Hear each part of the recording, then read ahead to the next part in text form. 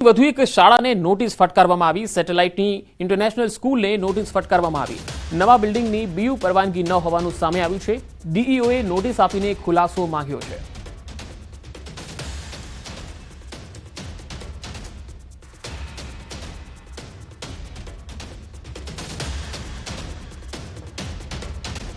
કારણમાં ગરમાવો આવી ગયો। એપીએમસીના પૂર્વ ચેરમેને અરવિંદ પટેલનું રાજીનામું।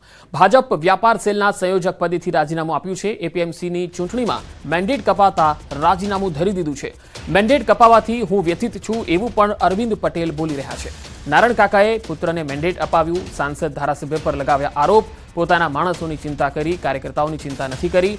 કિરીટ પટેલે અન્યાયનું વલણ અપનાવ્યું। પાર્ટીએ કદર ન કરી એટલે રાજીનામું આપ્યું એવું તેમણે કહ્યું હતું। ઊંઝા મત વિસ્તારના જે લોકલ નેતાઓ છે, નારાયણ કાકા, હરિભાઈ સંસદ સભ્ય અને કિરીટભાઈ ધારાસભ્ય, એમને પોતાના માણસો અને પોતાના સમાજની ચિંતા કરી છે। કાર્યકર્તાઓની કોઈ ચિંતા કરી નથી। હું 30 વર્ષથી પાર્ટીનો સક્રિય કાર્યકર છું। વધુ માહિતી સાથે મહેસાણાથી સંવાદદાતા કેતન પટેલ જોડાયા છે। કેતન, જે રીતે અરવિંદ પટેલે રાજીનામું આપ્યું છે અને તેમણે જે નિવેદન આપ્યા છે એનાથી રાજકારણમાં હવે શું ફરક પડી શકે આગામી દિવસોમાં? ચોક્કસથી પંકજ જણાવી દઉં કે ઊંઝા એપીએમસીની ચૂંટણી આગામી 16 તારીખે યોજવાની છે। એટલે કે આવતીકાલે નહીં, એના પછીના જે 16 તારીખ છે એટલે કે સોમવારે આ ચૂંટણી યોજવાની છે। ત્યારે થોડા જ કલાક પહેલા જ હાલમાં ઊંઝામાં રાજકીય જે ગરમાવો હોય છે જોવા મળી રહી છે। ઊંઝા એપીએમસીના પૂર્વ ચેરમેન અને હાલમાં જે ઉમેદવારી નોંધાઈ હતી કે જેમને ખેડૂત વિભાગમાંથી ઉમેદવારી નોંધાઈ હતી કે જેમને હાલમાં જે ભાજપના સમર્થક 10 પેનલો છે તેમને સમર્થન આપ્યું છે, તેવા અરવિંદ પટેલ દ્વારા હાલમાં પોતાનો જે બળાપો હોય છે કાઢવામાં આવ્યો છે કે તેમને નારાજગી પોતાની વ્યક્ત કરી છે। તેમના દ્વારા જણાવવામાં આવ્યું છે કે 3 નેતાઓ ભેગા થઈ અને મારી રાજકીય હત્યા કરી હોય છે, તેના કારણે ચોક્કસથી ઊંઝામાં જે રાજકીય જે ગરમાવો હોય છે તે જોવા મળી રહ્યો છે। જી કેતન, આભાર માહિતી આપવા માટે। દાહોદમાં દુષ્કર્મ કેસમાં આરોપીને 20 વર્ષની સજા ફટકારવામાં આવી। લીમખેડા કોર્ટે આરોપીને 20 વર્ષની સજા ફટકારી છે। કાલિયાગોટા ગામના આરોપી પ્રવીણ પટેલને સજા ફટકારવામાં આવી। લીમખેડા સેશન્સ કોર્ટે 20 વર્ષની કેદ અને 10,000 રૂપિયાનો દંડ ફટકાર્યો। ભોગ બનનાર સગીરાને 4 લાખ ચૂકવવાનો પણ હુકમ કરાયો। 19 સપ્ટેમ્બર 2023ના રોજ યુવતીને અપહરણ કરી મરજી વિરુદ્ધ દુષ્કર્મ આચર્યું હતું। એડિશનલ સેશન્સ જજ અને સ્પેશિયલ પોક્સો કોર્ટના જજની કોર્ટમાં કેસ ચાલતો હતો। માટે આ સમાચાર મહત્વના છે। હોસ્પિટલના ઇન હાઉસ મેડિકલ સ્ટોરમાંથી જ દવા ખરીદવી એવું ફરજિયાત નથી। રાજ્યના ફૂડ એન્ડ ડ્રગ્સ વિભાગે આ આદેશ જારી કર્યો છે। ઇન હાઉસ મેડિકલ સ્ટોર સંચાલકોને પણ આદેશ આપવામાં આવ્યો છે। આ હોસ્પિટલના દર્દીઓએ અહીંથી દવા ખરીદવી ફરજિયાત નથી એવું બોર્ડ લગાડવાનું રહેશે।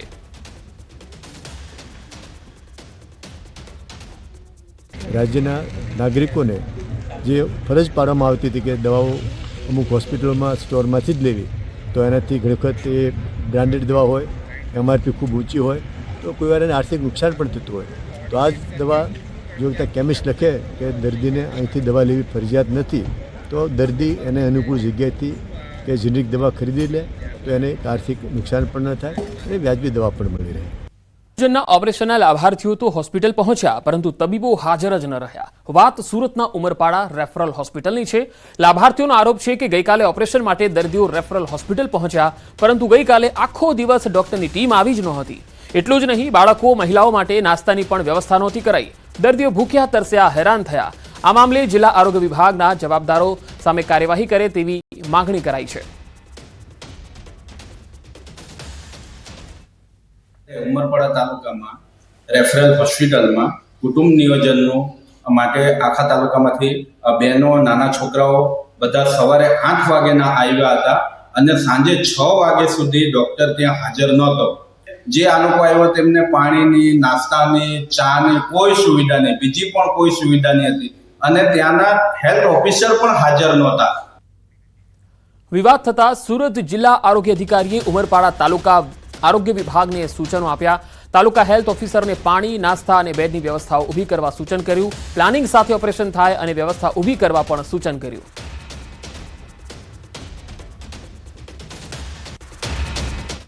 સીએચસી ઉમરપાડામાં જે કુટુંબ નિયોજનના ઓપરેશન માટે લાભાર્થીઓને બોલાવવામાં આવ્યા હતા એ બાબતે ટીએલ સર્જન મોડા આવતા ઓપરેશન મોડા થયા હતા.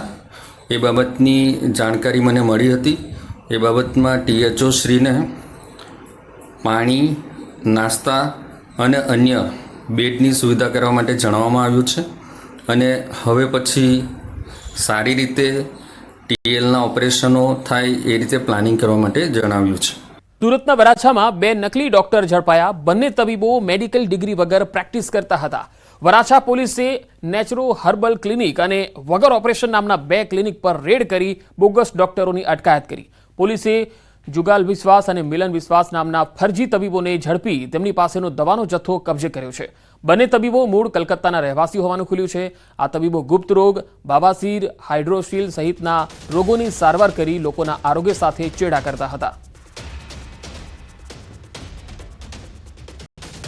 છેલ્લા લાંબા સમયથી ગુજરાતમાં નકલીની બોલબાલા છે. તમામ વસ્તુ નકલી, અધિકારીઓ નકલી, કારખાના નકલી અને કહી શકાય કે પોલીસથી લઈ કલેક્ટર નકલી જોવા મળી રહ્યા છે. પણ સુરત પોલીસમાં છેલ્લા કેટલાક દિવસથી નકલી ડૉક્ટરોનો રાફડો ફાટ્યો છે. ત્યારે વરાછા પોલીસે પોતાના વિસ્તારમાં એક સાથે 2 જગ્યા પર દરોડા પાડ્યા હતા અને એક સાથે 2 નકલી ડૉક્ટરો ઝડપાયા છે. દ્રશ્યમાં જોઈ શકાય છે કે તમામ આ બંને ડૉક્ટરો છે જે મોટા પ્રમાણમાં એલોપેથી દવાઓ સાથે દર્દીઓના જીવ સાથે છેડા કરતા હતા. ઉભેલા બંને નકલી ડૉક્ટરો સંબંધમાં બંને સગા ભાઈ થાય છે. મૂળ કલકત્તાના રહેવાસી છે અને છેલ્લા 5 વર્ષથી સુરતના વરાછા વિસ્તારમાં નકલી ક્લિનિકમાં નકલી ડૉક્ટરો સારવાર કરતા હતા. જોકે વરાછા પોલીસને જાણકારી મળતા જ પોલીસે દરોડો પાડી બંને તબીબોની ધરપકડ કરી છે. નકલી તબીબો સાથે એક કમ્પાઉન્ડરની ધરપકડ કરી છે. કહી શકાય કે મોટા પ્રમાણમાં એલોપેથી દવા તેમની પાસેથી મળી છે. તેમની પાસે કોઈ પણ ડિગ્રી ન હોવા છતાં તે દર્દીઓના જીવ સાથે છેડા કરતા હતા. હાલ તો પોલીસે આ બંને તબીબોની ધરપકડ કરી તેમના વિરુદ્ધ કાયદેસરની કાર્યવાહી શરૂ કરી છે. પણ છેલ્લા કેટલાક દિવસથી સુરતમાં નકલી ડૉક્ટરો અને નકલી ડિગ્રી સાથેના ડૉક્ટરો પકડવાનો સિલસિલો યથાવત જોવા મળી રહ્યો છે. કેમેરામેન ભરત બ્રહ્મભટ્ટ સાથે કીર્તેશ પટેલ, ન્યૂઝ 18 ગુજરાતી, સુરત. બંને નકલી ડૉક્ટરો જુગલ વિશ્વાસ અને બીજો ડૉક્ટર જે હતો કમ્પાઉન્ડર રાજેશ અને મિલોન વિશ્વાસ, આ બંને ત્યાં નકલી ક્લિનિક ચલાવતા હતા. ત્યાં એલોપેથિક શિડ્યુલ એચ ટાઈપની અમુક ડ્રગ્સ દવાઓ પણ મળેલી છે. અમદાવાદના ખ્યાતિકાંડમાં વધુ એક આરોપીની ધરપકડ કરવામાં આવી છે. આ આરોપી મહિલા છે અને ક્રાઇમ બ્રાન્ચે રાજસ્થાનથી તેની ધરપકડ કરી છે. રાજશ્રી કોઠારી નામની આ મહિલા છે જેની રાજસ્થાનથી ધરપકડ કરાઈ છે. ખ્યાતિ હોસ્પિટલમાં રાજશ્રી કોઠારી ભાગીદાર હોવાનું તપાસમાં ખુલ્યું છે. ત્યારે પોલીસ તેમની પણ પૂછપરછ કરી શકે છે. પોલીસની પૂછપરછમાં વધુ કેટલીક હકીકતો અથવા વધુ કેટલીક કડીઓ મળે તેવી શક્યતા છે. આરોપી રાજશ્રી કોઠારીની રાજસ્થાનથી ધરપકડ કરાઈ છે. ક્રાઇમ બ્રાન્ચની ટીમ હવે તેમની સામે પણ કાયદાકીય સકંજો મજબૂત કરશે. કેટલીક પૂછપરછ પણ કરી શકે છે. કેટલીક હકીકતો પણ બહાર આવે તેવી શક્યતા છે. રાજા કૃષ્ણકુમારસિંહજી યુનિવર્સિટીમાં કાયમી કુલપતિની નિમણૂકની માંગ ઉઠી. યુનિવર્સિટીમાં મોટાભાગના હોદ્દાઓ પર ઇન્ચાર્જ પર મૂકેલા વહીવટદારો કામ કરી રહ્યા છે, જેના કારણે યુનિવર્સિટીમાં નીતિ વિષયક નિર્ણયો લઈ શકાતા નથી. જો કે સરકારમાં કાયમી કુલપતિની નિમણૂક કરવા અગાઉ રજૂઆત પણ થઈ છે, છતાં તેનો કોઈ ઉકેલ આવ્યો નથી. ખુદ વાઇસ ચાન્સેલરની સીટ પણ ઇન્ચાર્જથી ભરાયેલી છે. એક તરફ યુનિવર્સિટી પરિસરમાં રોડ રસ્તાઓ જર્જરિત છે અને બીજી તરફ યુનિવર્સિટીને મળેલી લાખો રૂપિયાની ગ્રાન્ટ હજુ પણ વણ વપરાયેલી છે. ગુજરાત પબ્લિક એક્ટ લાગુ થયાને 1 વર્ષ થઈ ગયું, હજુ પણ યુનિવર્સિટીના તમામ વિષયો માટેના બોર્ડની રચના પૂરી થઈ શકી નથી. મહત્વનું છે કે વર્ષ 1978 થી 2024 સુધીમાં મહારાજા કૃષ્ણકુમારસિંહજી યુનિવર્સિટીમાં અત્યાર સુધીમાં 34 વાઇસ ચાન્સેલર નિમાયા, જેમાંથી 19 વાઇસ ચાન્સેલર ઇન્ચાર્જ પર હતા. બોરવાવ ગામના એક ખેડૂત યુવકે બનાવેલ ડ્રાયફ્રૂટ ગોળનો સ્વાદ લોકોને દાઢે વળગ્યો છે. ખાસ કરીને શિયાળામાં ગોળની માંગ ખૂબ રહે છે. ડ્રાયફ્રૂટ ગોળ બનાવનાર સંજય શિંગાળાનું કહેવું છે કે અમારા ડ્રાયફ્રૂટ ગોળમાં કાજુ, બદામની સાથે સાથે દેશી ઘી અને આયુર્વેદિક ઓસડિયા નાખવામાં આવે છે. આ ગોળનો સ્વાદ થોડો અડદિયા જેવો લાગે છે. અહીં ફક્ત ડ્રાયફ્રૂટ ગોળની સાથે સાથે સામાન્ય ગોળ તો બનાવવામાં આવે જ છે. સામાન્ય ગોળનો ભાવ 50 થી 55 રૂપિયા પ્રતિ કિલો છે, જ્યારે ડ્રાયફ્રૂટ ગોળનો ભાવ 120 રૂપિયા પ્રતિ કિલો છે. જ્યારે બજારમાં આ ગોળની કિંમત 150 થી વધુની છે. આ ગોળ ફ્રીજની બહાર 3 મહિના સારો રહે છે. આમ ગોળ વધારે મહિના સારો રહી શકે છે, પરંતુ ડ્રાયફ્રૂટ હોવાના કારણે તે ખોરું થવાની શક્યતા રહે છે. હાલ આ ગોળનો સ્વાદ આસપાસના વિસ્તારમાં લોકોને દાઢે વળગ્યો છે.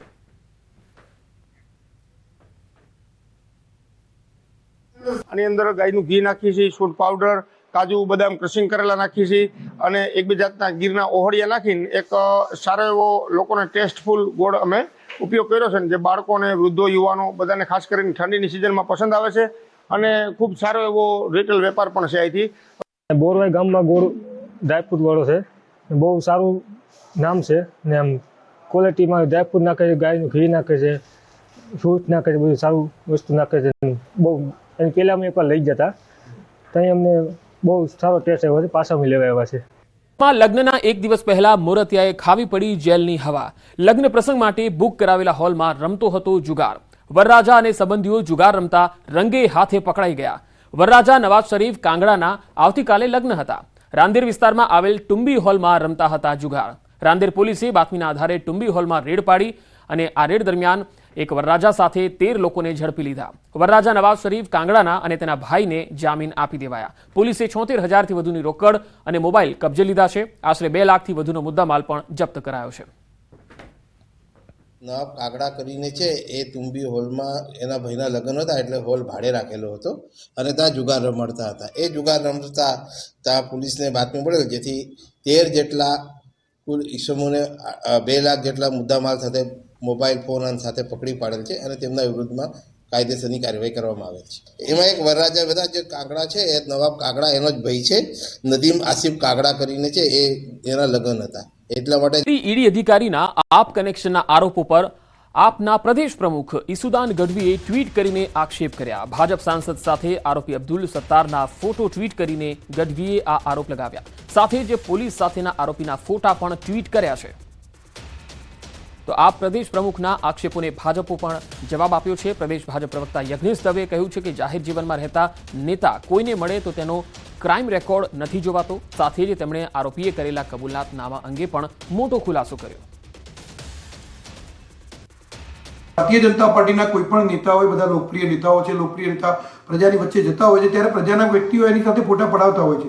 ત્યારે એનો કોઈ ક્રિમિનલ રેકોર્ડ હોય કે ન હોય એનો કંઈ ખ્યાલ નથી, પરંતુ એ ભારતીય જનતા પાર્ટી એવા કોઈ ક્રિમિનલને પોતાના પક્ષના પદાધિકારી નથી બનાવતા. અને કદાચ કોઈ પક્ષનો પદાધિકારી હોય અને કદાચ સરચૂકથી ક્યાંક કોઈ ક્રિમિનલમાં સંડોવાયેલો હોય તો ભારતીય જનતા પાર્ટી એને બરખાસ્ત કરી અને સજા પણ કરે છે અને એમાં પણ અચકાતી નથી પડતી. અને એમાં જ્યારે નકલી ઈડી બની અને આમ આદમી પાર્ટીનો મહામંત્રી પકડાતો હોય કચ્છનો, ત્યારે ઈસુદાનભાઈ લાજવાની જગ્યાએ ગાજી રહ્યા છે. એ વ્યક્તિ પોતે કબૂલાત કરે છે કે જે હું નકલી ઈડી બનીને પૈસા ખંખેરતો હતો એના 10% ભાગ હું આમ આદમી પાર્ટીના નેતાઓને આપતો હતો ગુજરાતના. સાથે સાથે એને પોલીસ નિવેદનમાં એ પણ લખાવ્યું છે કે હું કચ્છની જે આમ આદમી પાર્ટીનું કાર્યાલય છે એ કાર્યાલયનું ભાડું અને કાર્યાલયનો તમામ ખર્ચો એ અબ્દુલ સત્તાર જે આ ગુનેગાર છે પોતે ભોગવતો હતો, એવું એને પોલીસ નિવેદનમાં પોતે જાતે કબૂલ કર્યું છે. એટલે મારે ઈસુદાનભાઈને એ પૂછવાનું કે તમારા દિલ્હીના નેતાઓ જે પ્રમાણે લીકરનો ગોટાળો કરી અને એમાં ભાગ બટાઈ કરતા હતા. પીવાના પાણીની લાઇનમાં ભંગાણ સર્જાયું. 6 ફૂટ ઊંચા પાણીના ફુવારા ઉડ્યા. રાવપુરાના મચ્છીપીટ વિસ્તારમાં આ બનાવ બન્યો. હજારો લીટર પાણીનો વેડફાટ થઈ ગયો. પીવાનું જે શુદ્ધ પાણી છે એ ગટરમાં વહી ગયું. એક તરફ નાગરિકોના પીવાના શુદ્ધ પાણી માટે વલખા છે અને બીજી તરફ પાણીનો વેડફાટ થતા તંત્રની કામગીરી સામે પણ સવાલ ઉઠી રહ્યા છે. તસવીરોમાં જોઈ શકાય છે કે પાણીનો કેટલો વેડફાટ થઈ રહ્યો છે. વડોદરાથી સંવાદદાતા હાર્દિક દીક્ષિત જોડાયા છે. હાર્દિક, વડોદરામાં પીવાની પાણીની લાઈન છે જેમાં ભંગાણ થયું છે, શાસકોના ધ્યાનમાં આ મુદ્દો આવ્યો છે ખરો? બિલકુલ પંકજ, થોડા દિવસ પહેલા જ આપણે એક અહેવાલ દર્શાવ્યો હતો. જે અહેવાલ હતો પાણીગેટમાં પૂર, એટલે કે પાણીગેટ વિસ્તારમાં પાણીની લાઈનમાં ભંગાણ થયું હતું. એના કારણે પૂર જેવી પરિસ્થિતિ જે છે તે સર્જાઈ હતી. ત્યારે ફરી એક વખત આજે મચ્છીપીર વિસ્તાર છે ત્યાં પાણીની લાઈનમાં ભંગાણ થયું અને રસ્તા પર જ જાણે કોર્પોરેશને ફાઉન્ટેન શો મફતમાં નાગરિકો માટે યોજ્યો હોય તેમ 6 ફૂટ ઊંચા ફુવારા જે છે તે ઉડ્યા હતા. આ ન્યૂઝ 18એ જ્યારે અહેવાલ દર્શાવ્યો હતો ત્યારે પાલિકાનું ધ્યાન દોર્યું હતું કે જે વડોદરા શહેરમાં પાણીની લાઈનો છે તે લગભગ 60 થી 70 વર્ષ જૂની છે અને આ લાઈનો જે છે અત્યારે સમય બદલાતાની સાથે સાથે લાઈનો પણ બદલવી ખૂબ જરૂરી છે, પરંતુ પાલિકાના જે સત્તાધીશો છે તેઓ આ કામગીરી કરવા માટે તૈયાર નથી અને એના કારણે જ આ રીતે જુદા જુદા વિસ્તારમાં જે પાણીની લાઈનો છે તેમાં ભંગાણ સર્જાતું હોય છે. હજી આ શરૂઆત છે.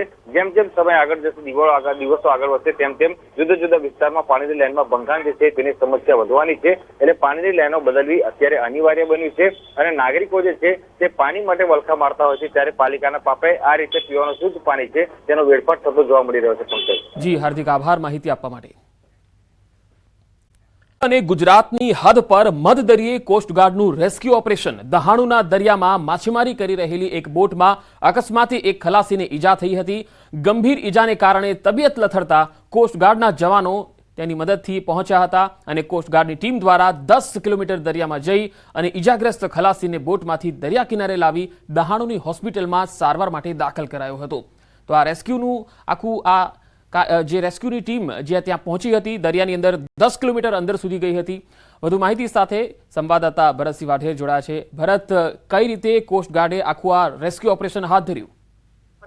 બિલકુલ પંકજ, વલસાડના અને મહારાષ્ટ્રની હદ પર આવેલા દહાણુના દરિયા કિનારે અંદર 10 કિલોમીટર દૂર એક માછીમારી કરી રહેલી રાધેકૃષ્ણ નામની એક બોટમાં કોઈ કારણસર એક ખલાસીને ઈજા થઈ હતી. તેને તાત્કાલિક સારવારની જરૂર હતી. આથી બોટ માલિકે કોસ્ટગાર્ડને તેની જાણ કરી હતી. બનાવની જાણ થતાં જ કોસ્ટગાર્ડની રેસ્ક્યુ ટીમ તાત્કાલિક સ્થળ પર પહોંચી હતી અને દરિયા કિનારેથી 10 કિલોમીટર અંદર જઈ અને બોટમાં ઈજાગ્રસ્ત ખલાસીનું રેસ્ક્યુ કર્યું હતું ને ત્યારબાદ તેને દરિયા કિનારે લાવી અને દહાણુની એક હોસ્પિટલમાં સારવાર માટે ખસેડવામાં આવ્યો હતો. આમ કોસ્ટગાર્ડની ટીમ તાત્કાલિક બનાવની જાણ થતાં જ ઈજાગ્રસ્ત ખલાસીના વહારે પહોંચી હતી અને આ રેસ્ક્યુ કર્યું હતું. આમ 10 કિલોમીટર દૂર દરિયામાં દિલ ધડક રેસ્ક્યુનો વિડીયો ત્યારે સોશિયલ મીડિયામાં વાયરલ થઈ રહ્યો છે અને કોસ્ટગાર્ડની કામગીરીની સરાહના થઈ રહી છે. પંકજ. જી ભરત, આપ મારી સાથે જોડાયેલા રહેશો. તો મધદરિયે કોસ્ટગાર્ડનું આ રેસ્ક્યુ ઓપરેશન જેના દ્રશ્યો આપ જોઈ શકો છો. આ ફેરી સર્વિસમાંથી દરિયામાં પડેલ યુવકનો જે મામલો હતો, યુવક વેશ પલટો કરી અને ફરી ઘોઘા શિપમાં આવ્યો. શંકાસ્પદ હિલચાલને લઈને એસઓજીની ટીમ હવે તપાસ કરી રહી છે. અતુલ કુમાર ચોકસીની તપાસ કરવામાં આવી છે. મુંડન અને ક્લીન દાઢી કરાવી અને શિપમાં ફરી આવ્યો. થોડા સમય પહેલા ફેરીમાંથી દરિયામાં પડ્યો હતો. દરિયામાં પડેલા યુવકને રેસ્ક્યુ કરી અને બચાવાયો હતો. યુવકની હિલચાલને લઈને હવે સવાલ ઉઠી રહ્યા છે. તો ફેરી સર્વિસમાંથી દરિયામાં પડેલ યુવકનો જે આ મામલો છે, એસઓજીની ટીમ હવે તપાસ કરી રહી છે કારણ કે આ યુવકની શંકાસ્પદ હિલચાલ દેખાઈ રહી છે. અતુલ કુમાર ચોકસેની હવે તપાસ થઈ રહી છે કારણ કે મુંડન અને ક્લીન દાઢી તેણે કરાવી અને પછી તે આ શિપમાં ફરી આવ્યો. થોડા સમય પહેલા ફેરીમાંથી દરિયામાંથી પડ્યો હતો. વધુ માહિતી સાથે ભાવનગરથી સંવાદદાતા નીતિન ગોહિલ જોડાયા છે. નીતિન, આ યુવકની શંકાસ્પદ હિલચાલને લઈને હાલ શું અપડેટ છે? એસઓજીની ટીમે કોઈ ફોડ પાડ્યો છે? ચોક્કસ વાત કરીએ તો આ જે યુવક છે, અતુલ નામનો યુવક, તે અગાઉ થોડા દિવસ પહેલા પણ જે ઘોઘાથી હજીરા રોપેક્સ સર્વિસ છે તેમાં ગયો હતો ને તેમાં તેમને દરિયામાં પડવાનો પ્રયાસ કર્યો હતો અને દરિયામાં પડ્યો હતો. ત્યારબાદ સ્થાનિક એરિયાના જે લોકો હોય છે, જે ક્રૂ મેમ્બરો સાથેના, તે લોકોએ તેમને બચાવ્યો હતો. પરંતુ ફરી વખત આ શખ્સ છે તે સુરતથી પોતે ભાવનગર આવ્યો અને ફરી વખત તે માથે મુંડન કરાવી અને પછી ફરી વખત આ બાબતનું કોઈ એવું કૃત્ય કરવાને લઈ અને આવ્યો હોય તેવું શંકા ઉપજાવી રહ્યું છે કારણ કે તેમનું આધાર કાર્ડ ચેક કરતા યુવક છે તે પકડાયો હતો અને હાલ ઘોઘા પોલીસ અને એસઓજી પોલીસ છે તેમને આ યુવક છે તે સોંપવામાં આવ્યો છે. ને આ જે યુવક છે તેમની એક બાબત છે તે સામે આવી છે કે આ યુવકને એક C6 નામની બીમારી, એટલે કે દરિયામાં પાણીને લઈને કોઈ આ બીમારી આ યુવકને હોઈ શકે. યુવાનના બેકગ્રાઉન્ડની વાત કરીએ તો યુવાન પોતે અગાઉ પણ આઈએસની પરીક્ષા માટે ઘણી તૈયારીઓ કરી ચૂક્યો છે અને પરીક્ષાઓ આપી ચૂક્યો છે. એટલે કંઈક ને કંઈક ચોક્કસ કહી શકાય કે સાયકો એનું માઇન્ડ થઈ ગયું હોય તેને લઈને આ પ્રકારના યુવક છે કે બીજી વખત એને આવો પ્રયાસ કર્યો છે. જી નીતિન, આભાર માહિતી આપવા માટે.